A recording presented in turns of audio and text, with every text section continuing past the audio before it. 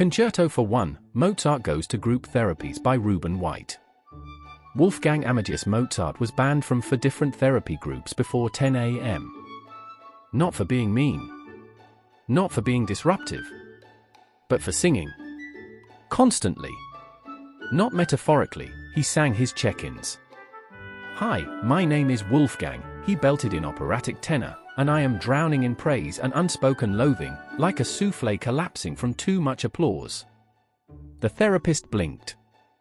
"Thank you, Wolfgang. Remember, no performing in group." Mozart bowed. "Understood. But emotionally, I'm composed entirely of crescendo." By his 5th attempt, he found himself in a folding chair next to Queen Victoria, who wouldn't share unless you begged, and Edgar Allan Poe, who kept describing his nightmares in rhyme and regretting them instantly. The therapist, Dr. Zinnia Feinstein, a calm woman with hair like a spiral notebook and patience that had likely been forged in the fiery pits of grad school, smiled at the group. "Let's talk about vulnerability," she said. Mozart raised his hand. "My father used to say my genius would kill me. Does that count?" Zinnia nodded gently.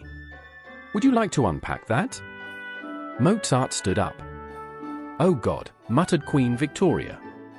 "I was 5, Mozart began, already weaving a melody under his breath, and they clapped like I'd just cured grief itself. My fingers bled joy, but my soul stayed hungry. I was fed compliments instead of comfort, and now I digest rejection like it's my native cuisine."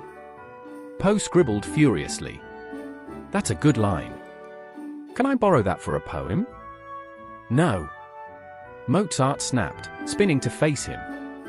"It's my trauma." Zinnia cleared her throat. "Mozart, please sit down. And remember we use I statements." "I am emotionally Baroque," he said, sitting. "Good. Now, how do you self-soothe?" Mozart pondered. "I write fugues. In minor keys. While crying into lace." Poe nodded approvingly. "Same." Queen Victoria crossed her arms. "I suppress all emotion until it fossilizes into dignity." Zinnia sighed. "This is going great." Later, during snack break, Mozart sat alone, humming to a granola bar. It was off-key. Emotionally, not musically. Zinnia approached. "You know, you don't have to impress us here. Just be." Mozart looked up. "But who am I when I'm not performing?" She smiled. "That's what therapy is for. To meet yourself without the applause." He blinked. Then whispered, "That sounds like a terrifying overture.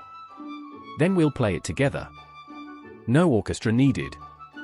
Moral of the story: even the loudest prodigies have quiet, messy hearts. And sometimes healing starts not with a standing ovation, but with someone sitting beside you.